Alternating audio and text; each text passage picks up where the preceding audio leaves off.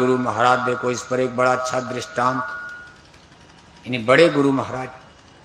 इस समय जो गुरु महाराज है देखो, बगल में उनकी तस्वीर है, जो वक्त के सदगुरु हैं पूज्य महाराज जी, उनके बगल में देखो हमारे बड़े गुरु महाराज अपने जमाने में एक दृष्टांत सुनाते थे कि एक नदी के किनारे एक देवी का बड़ा सुंदर मंदिर बना हुआ था। 9 दिन की नवरात्रि में वहां बहुत बड़ा मेला लगता था। नवरात्रि आपके गोरखपुर में भी लोग मनाते हैं। 9 दिन तक मेला चलता था और 9 दिन की नवरात्रि में सब लोग पुजारी भी बन जाते हैं।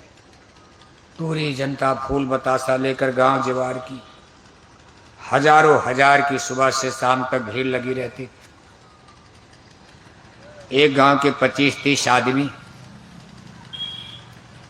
जो आपस में दोस्त थे, मित्र थे, उन्होंने कभी देखो पवित्र महीना नवरात्रि का, एक दिन के लिए हम लोग भी पूजा कर लिया, जब पुजारी बन जाए।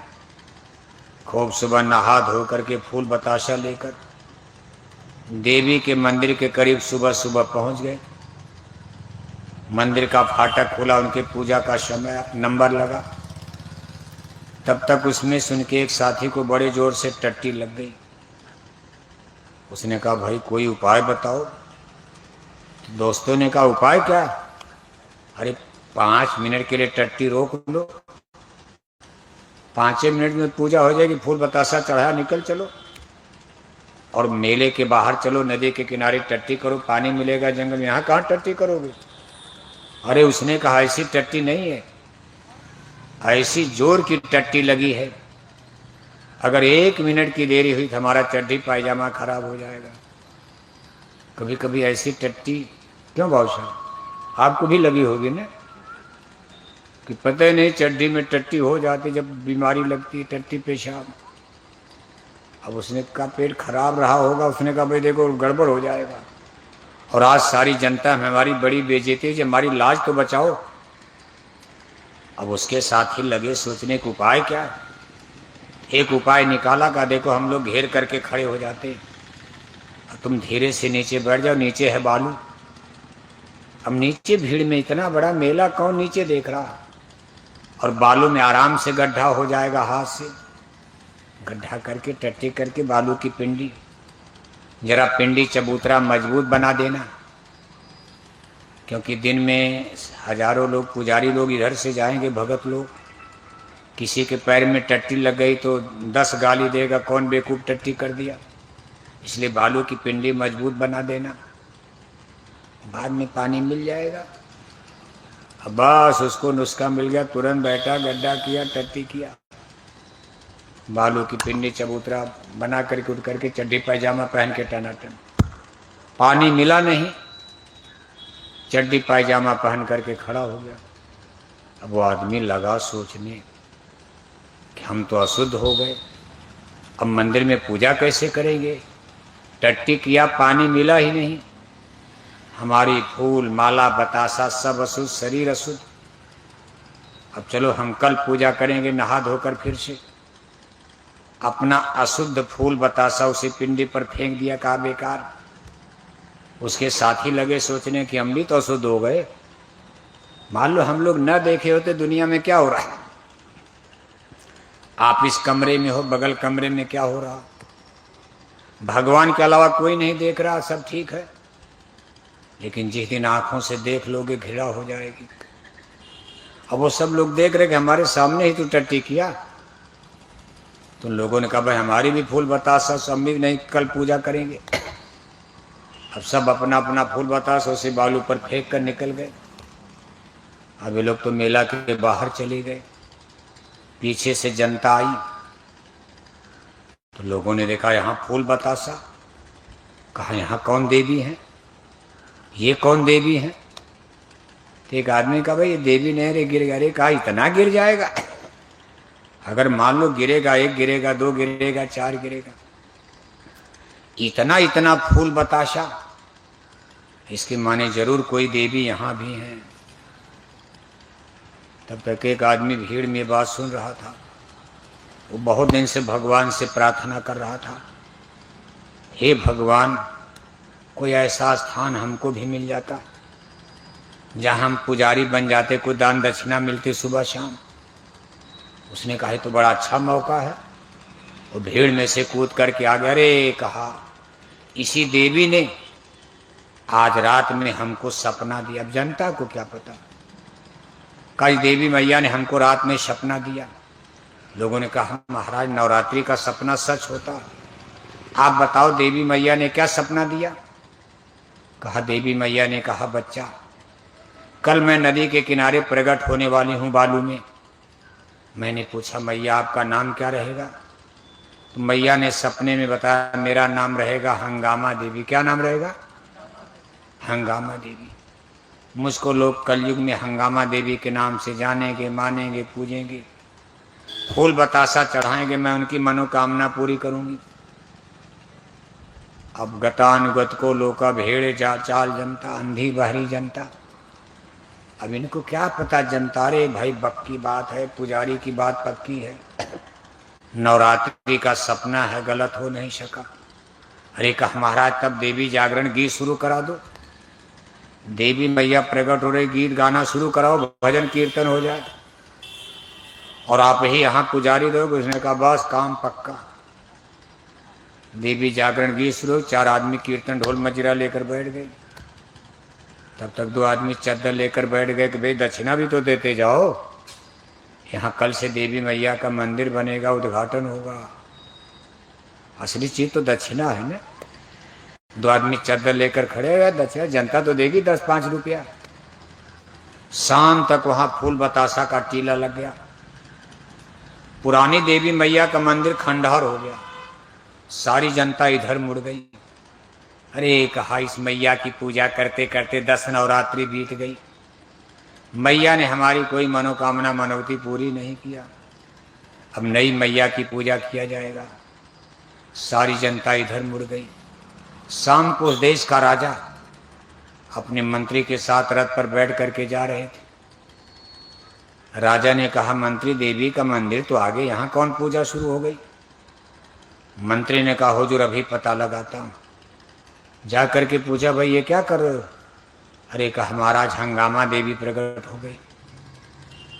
राजा ने कहा मंत्री मैंने भी बहुत कथा प्रवचन सुना, बड़े बड़े विद्वानों का सत्संग प्रवचन मैंने सुना, आज तक किसी विद्वान ने हमको हंगामा देवी का नाम नहीं बताया। रामायण में, गीता में, वेद, भागवत, शास्त्र, पुराण, जितने हिंदू धर्म की स्पिरिचुअल लिटरेचर्स, जितने हिंदू धर्म के ग्रंथ और किताबें, कहीं हंगामा देवी का नाम नहीं। ये कौन देवी है, मैं पता लगाऊंगा। मंत्री हमको शंका हो रही, कोई ठग, कोई ठगहारा, कोई धूर्त, कोई पक्का 420, कोई नकली अंधा गुरु हमारी जनता को धोखा तो नहीं दे रहा। मैं इस पर मैं खुद जांच करूंगा। मैं आ गया हूं, मैं ना आता तब तक तो मंदिर बन ही जाता, लेकिन चूंकि राजा राजा होता, राजा ने ऑर्डर दिया मंत्री पूजा बंद करवा दो। अब राजा का आदेश हुआ तो पूजा बंद हो गई। राजा ने कहा जरा मंत्री फूल बतासा खींच कर किनारे को देखा जा हंगामा देवी कहाँ। जब फूल बतासा खींच कर किनारे किया तो बालू की पिंडी। राजा ने कहा ये तो बालू की पिंडी है। तो जनता ने, जिनको पुजारी बनना था, अब उनका कलेजा धक करने लगे तो काम बिगड़ गया। जनता को तो हमने धोखा दे दिया, लेकिन ये राजा कहाँ से आ गए। बना बनाया काम हमारा बिगड़ गया।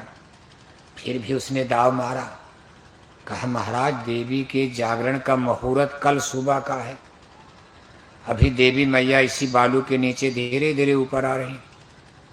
राजा ने कहा मैं देश का राजा, मेरे पास बहुत काम, मैं कल तक इंतजार नहीं करूंगा, जरा मंत्री बालू हटाओ, देखा जाए देवी मैया कहाँ तक आई।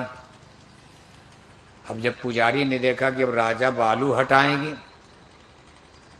तब तो हमको फांसी पर चढ़ा देंगे राजा, तो पुजारी डर के मारे भीड़ में भाग गए।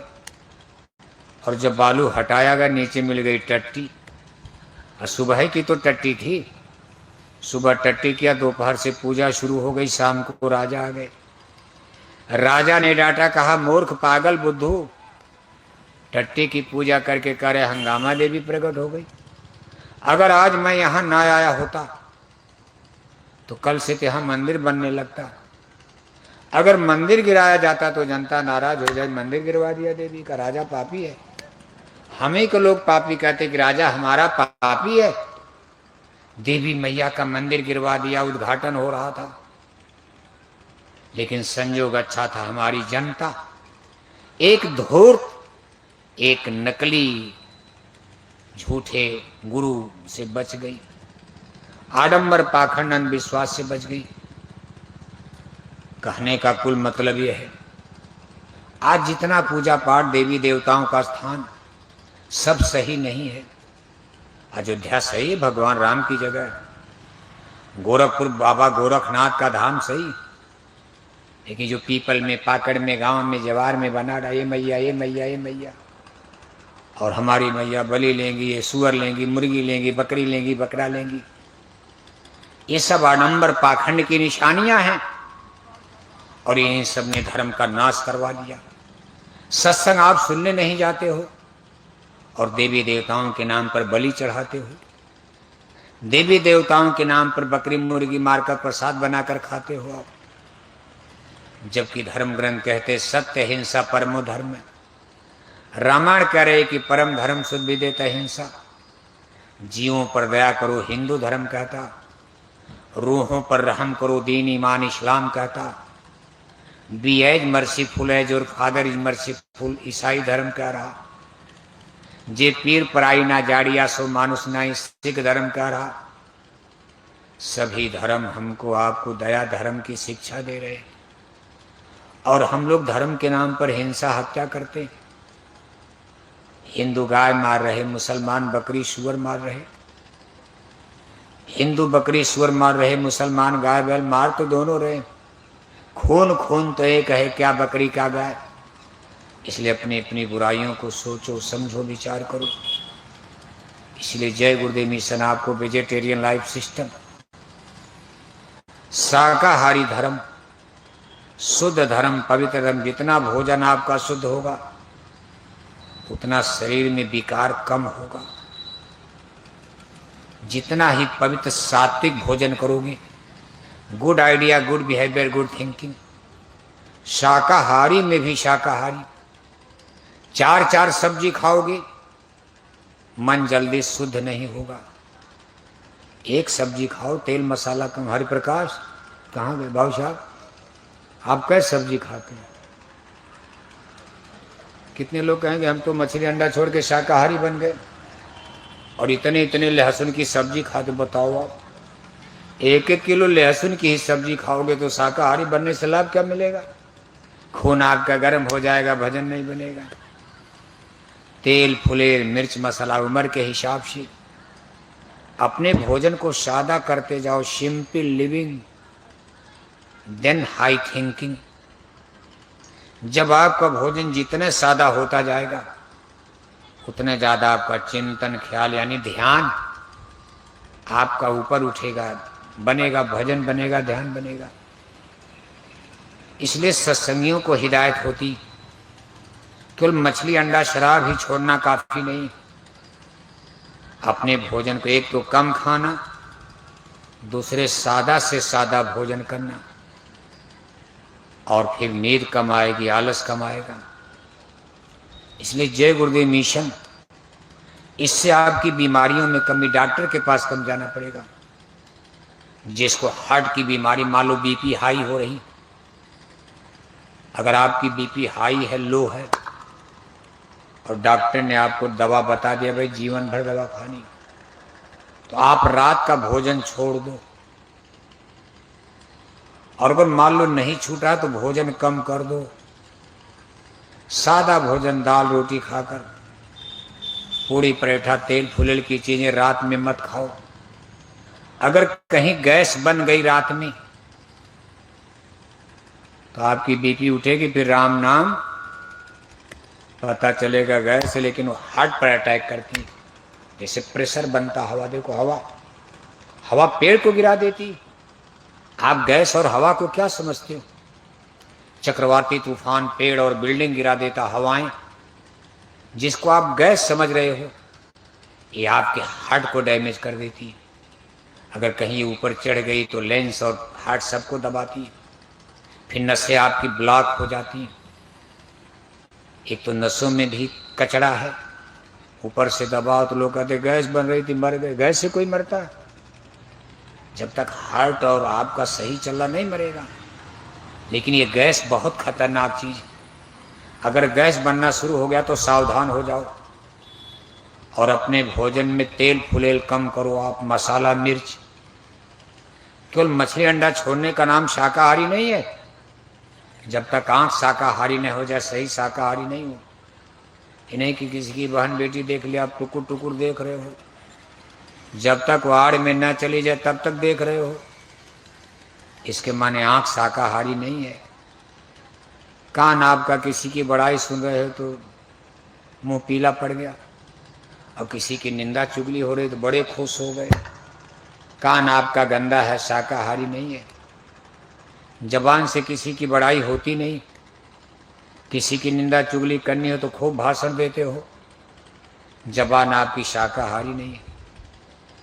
यानी good idea, good behaviour, good thinking, आपका ख्याल, आपका चिंतन, आपकी भोली भाषा विचार, इसी को रामायण में लिखा, निर्मल मन जन सो मोहि पावा, मोहि कपट छल छिदन भावा। मछली अंडा शराब छोड़ दिया, चलो शरीर, लेकिन जब विचार पवित्र होंगे तब तो मन शुद्ध माना जाएगा। इसलिए सत्संगी भाई बहनों को अपने भोजन की शुद्धि सफाई, दुनियादारों को यही शिक्षा इसीलिए दी जा रही। जब तक लोग शाकाहारी नहीं बनेंगे, शुद्ध पवित्र भोजन नहीं करेंगे, कितनों अंग्रेजी पढ़ें, पिंगल पढ़ें, फिजिक्स केमिस्ट्री पढ़ें, गोरखपुर में सब लोग इंजीनियर डॉक्टर बन जाए, करप्शन बुराई दुराचार व्यभिचार भ्रष्टाचार जाने वाला नहीं। अच्छा समाज बनाना है तो शाकाहार अपनाना है, लोक भी बनेगा, यहां भी ठीक हो जाएगा। और आपका चिंतन ऊपर उठेगा तो भगवान का भजन करके अपनी जीवात्मा का आप कल्याण भी कर लोगे। कोई स्पिरिचुअल एक्सपेरिमेंट, जो भी पूजा आप करते हो, छोटी बड़ी, मंदिर वाले देवालय शिवा, जो भी करते हो आप, चाहे कोई साधना करते हो जैसे ध्यान योग, कोई प्राणायाम, कोई कुंडलनी जागरण, कोई खेचरी अगोचरी, कोई क्रिया, जब तक आप शाकाहारी नहीं बनोगे तब तक कोई पूजा पाठ ध्यान आपका बनने वाला नहीं। ये हमारा कथन नहीं, हम लोग तो उसको दोहरा रहे। ये राम, भगवान राम का कथन है, उनकी रामायण का कथन है, ये भगवान कृष्ण का, उनकी गीता का संदेश है, सत्य हिंसा परमो धर्म। इसलिए लोगों को इसको आप समझाओ। अगर जमाने ने मान लिया, गोरखपुर की जनता ने, तो कुछ साल का समय है, गोरखपुर को बचाया जा सकता। कुछ साल के बाद फिर गोरखपुर बचने वाला, इसकी डेडलाइन है। लंका तभी तक बचेगी जब तक उस समय नहीं आ गया। तब तक भगवान राम भी इंतजार किए 14 साल, लेकिन जब सीमा पार कर गई तो लंका का नाश। इसलिए आगे का समय बहुत खराब आ रहा। अभी आपने गोरखपुर में बाढ़ नहीं देखा, अभी राप्ती मैया की बाढ़ को आपने नहीं, अभी सरजू की बाढ़ को नहीं देखा, अभी आपने भूकंप नहीं देखा, बाढ़ नहीं देखा, अभी आपने गोरखपुर में सूखा नहीं देखा, अभी आपने गर्मी नहीं देखा, जाड़ा नहीं देखा। अगर मान लो बिजली न आवे, अगर युद्ध खड़ा हो गया, परमाणु बम गिर गए, थर्मल पावर जलकर भस्म हो गई, बिजली बनना बंद हो गई, बिजली गोरखपुर में आना बंद, आधा आदमी तो ऐसे मर जाओगे आप। इतने गर्मी में बिजली न आवे तो आधा आदमी तो 1 महीना में मर जाओगे। अब बिजली भी ना, बिजली कोई आसमान से आएगी, यहीं बनती है, उस पर बम गिर गया, लड़ाई हो गई, दुश्मन ने परमाणु बम गिरा दिया, बिजली के कारखाने जल गए। ये सब घटनाएं आगे आ रही हैं संसार में।